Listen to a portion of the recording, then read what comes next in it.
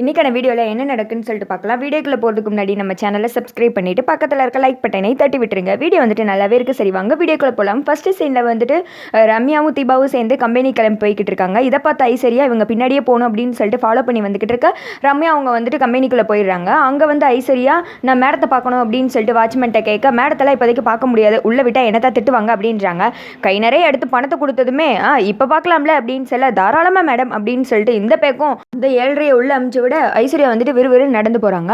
அங்கிட்டு வந்துட்டு மாணிக்கம் இருக்கார் இல்லையா, அவர் வந்துட்டு கார்த்தி ரொம்ப நேரம் வேலை பார்த்துட்டு போய் டீ குடிச்சிட்டு வரலாமா அப்படின்னு கூப்பிட, அண்ணே இப்போ தானே வேலைக்கு வந்தோம் அதுங்களையும் டீயா போய் வேலையை பாருங்கண்ணே அப்படின்றாங்க.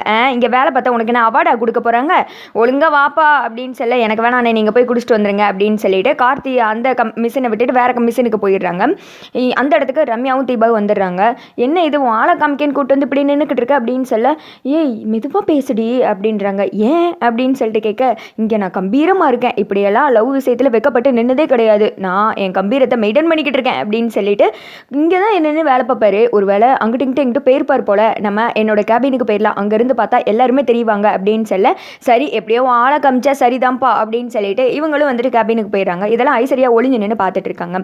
அடுத்து வந்துட்டு கேபினில் நின்றுட்டு நீ இங்கே உட்காரிட்டு எது வர சொல்லவா அப்படின்னு சொல்லிட்டு கேட்க, அதெல்லாம் வேணாண்டி உன் ஆளை மட்டும் காமி பார்த்துட்டு நான் போயிட்டே இருக்கேன், இப்படி காதலில் விழ வச்ச அந்த மன்மதனை பார்க்கணும் நானும் துடிக்கேன் அப்படின்னு சொல்ல ரம்யா வந்துட்டு எந்திரிச்சு போய் பார்க்குறாங்க. கார்த்தி வந்துட்டு வேற மிஷினில் வேலை செஞ்சுக்கிட்டு இருக்காரு. தீபா இங்கே வாடி, என் ஆள் கையில் டூல்ஸோடு நின்றுக்கிட்டு இருக்காரு வேமாவா அப்படின்னு சொல்ல கரெக்டாக ஐஸ்வர்யாவும் அதை பார்த்துடுறாங்க. ஆத்தா எவ்வளோ ஷார்ப்பு, கேபின்குள்ளேருந்து இவங்க இங்கே பேசுகிறது தூரத்தில் நிற்கிற ஐஸ்வர்யா கேட்குதா, ஏன்டா ஆஃபரில் ஆர்டர் பண்ண ஆம குஞ்சு மாதிரி இருந்துக்கிட்டு நீங்கள் ரொம்ப பண்ணுறீங்கடா ஆனாலும் அப்படின்ற மாதிரி தான் இருக்குது நம்மளோட மைண்ட் செட்டு. தீபா வந்து பார்க்குற நேரம் கார்த்தி போயிட்டு வேற ஒருத்தர் அந்த இடத்துல நிற்கிறாங்க. நம்ம எல்லாம் கெஸ் பண்ண மாதிரி தான் தீபா வந்துட்டு அவரை பார்த்துடுறாங்க. பார்த்ததுமே என்ன என் ஆள் சூப்பராக நல்லா இருக்காரா அப்படின்னு சொல்ல தீபாவும் பார்த்துட்டு சூப்பர் தாண்டி, நல்ல செலெக்ஷன், ரெண்டு பேரும் மேட் ஃபார் ஈச் அதர் மாதிரி இருக்கீங்க, ஆளுக்கு ஏற்ற மாதிரி ஹைட் அண்ட் வெயிட்டாக நல்லா சூப்பராக இருக்காரு அப்படின்னு சொல்ல அப்போ வந்துட்டு என்னோட லவ்வை வந்துட்டு அவர்கிட்ட சொல்கிறது மட்டும்தான் பாக்கி அப்படின்றாங்க. கூடி சீக்கிரம் அதை சொல்லிடு அப்படின்னு சொல்லியே எனக்கு வந்துட்டு ரொம்ப பயமாக இருக்குடி, முதல்ல அவரோட மனசில் என்ன இருக்குன்னு தெரிஞ்சுக்கணும் அப்படின்றாங்க. வேணும்னா அப்பா வச்சு பேசவை அப்படின்னு சொல்லிட்டு தீபா சொல்ல இவர் பாட்டு டக்குன்னு போய் கேட்டு அவர் ஏதாவது சொல்லிட்டாருன்னா எனக்கு ரொம்ப கஷ்டமாயிடும், முதல்ல கொஞ்ச நாள் போகட்டும், அதுக்கடுத்து அவர் மனசில் என்ன இருக்குன்னு தெரிஞ்சுட்டேன் என்னோட லவ்வை சொல்கிறேன் அப்படின்னு சொல்ல சரிடி வேமா வந்துட்டு பார்த்து முடி, உன்னோட கல்யாணம் நடந்தால் அதுவே எனக்கு போதும் அப்படின்னு சொல்லிட்டு தீபா அங்கேருந்து கிளம்பிடுறாங்க. இதெல்லாம் பார்த்துட்டு இருந்த ஐஸ்வர்யா வந்துட்டு அப்போது ரம்யா லவ் பண்ணுறது கார்த்திகா, தீபா வந்துட்டு வேற ஒருத்தனை பார்த்து தப்பாக நினச்சிக்கிட்டு இருக்காளே, இந்த ட்ரம்ப் கார்டை நம்ம யூஸ் பண்ணிக்கணும் அப்படின்னு சொல்லிட்டு அந்த பேக்கும் அங்கேருந்து கிளம்பிடுது. அடுத்து வந்து ஸ்ட்ரெயிட்டாக ரியாவுக்கு கால் பண்ணி ஒரு இடத்துக்கு வர சொல்லுது ஐஸ்வர்யா.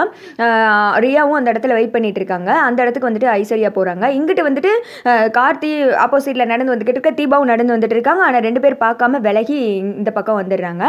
ஐஸ்வர்யாவுக்காக ரியா வெயிட் பண்ணிட்டு இருக்காங்களே, என்ன இன்னும் ஆளை காணும் அப்படின்னு பார்த்துக்கிட்டு இருக்கும்போது ஐஸ்வர்யா வந்துடுறாங்க. என்ன ஐஸ்வர்யா திடீர்னு கால் பண்ணி வர சொன்னேன் அப்படின்னு சொல்ல, தீபாவை பழி வாங்குறதுக்கு நல்ல சான்ஸ் கிடைச்சிருச்சு அப்படின்னு சொல்ல, என்னது அப்படின்னு சொல்லதுமே நடந்தது எல்லாத்தையும் ஐஸ்வர்யா சொல்கிறாங்க.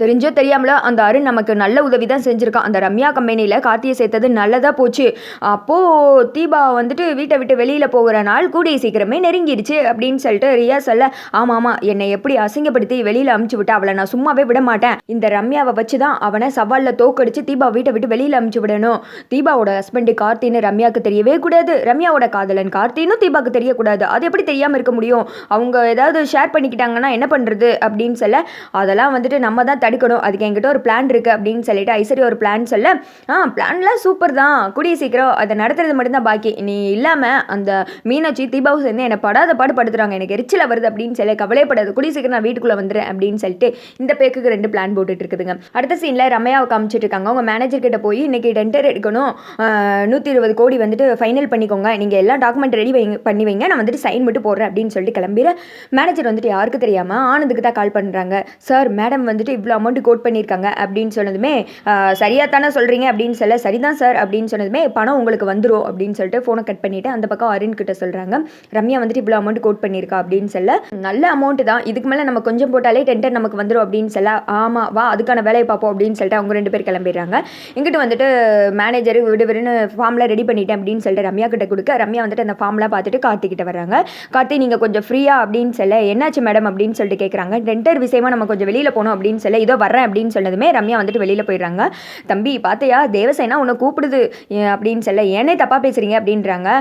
இல்லை தேவசேனா கூப்பிட்டா பாகுபலி போய் தான் ஆகணும், நாங்கள் இத்தனை பேர் இருக்கோம், ஆனால் எங்களை யாரும் கூப்பிடவே இல்லையே, உன்னை மட்டும் பர்டிகுலராக கூப்பிட்டா அதில் ஏதோ இருக்குதானே அப்படின்னு சொல்ல, அண்ணே நீங்கள் வேற சும்மா இருங்கண்ணே அப்படின்னு சொல்லிட்டு கார்த்தி வந்துட்டு பின்னாடியே போகிறாங்க.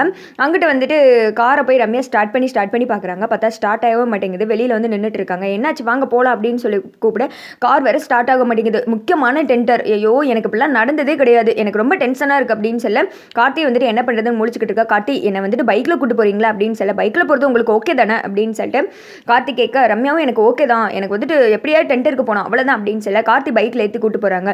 கொஞ்சம் வேமா போங்க கார்த்தி, டெண்டர் முடிஞ்சு போயிடும் அப்படின்னு சொல்லிட்டு கார்த்தி வந்துட்டு அவசரப்படுத்திட்டே இருக்காங்க ரம்யா. கார்த்தியும் ரம்யாவும் பைக்கில் போகிறத தீபாவோட ஃப்ரெண்டு ஒருத்தி வந்துட்டு பார்த்துட்டு தீபா கால் பண்ணி சொல்கிறாங்க, உன்னோட ஹஸ்பண்ட் வந்துட்டு யாரு கூடயோ பைக்கில் போய்கிட்டு இருக்காங்க, ஒரு லேடியை பின்னாடி ஏற்றிட்டு போகிறாங்க அப்படின்னு சொல்ல தீபாவுக்கு அங்கே பகபகன்னு ஆயிடுது. என்னடி சொல்கிற, அது அவர் தானா அப்படின்னு கேட்க, ஆமாம் அவரே தான் அப்படின்னு சொன்னதுமே தீபா வந்துட்டு ஒரு மாதிரி யோசனையில் நின்றுக்கிட்டு இருக்க. இங்கிட்ட கார்த்தி ரம்யாவை ஏற்றிட்டு போகிற மாதிரி காமிக்கிறாங்க. அதோட பார்த்தீங்கன்னா இந்த வீடியோ வந்துட்டு முடிஞ்சிருது.